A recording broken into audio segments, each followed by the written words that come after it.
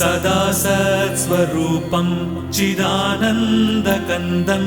जगत्सम्भवस्थानसंहारहेतुं स्वभक्तेच्छया मानुषं दर्शयन्तं नमामीश्वरं सद्गुरुं साईनाथं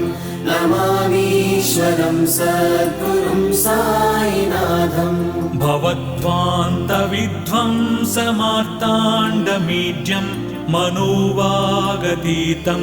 मुनिर्ध्यानगम्यं जगद्व्यापकं निर्मलं निर्गुणं त्वां नमामीश्वरं सद्गुरुं साईनाथं नमामीश्वरं सद्गुरुं साईनाथम् भवाम्बोधिमग्नार्दितानां जनानां स्वपादाश्रितानां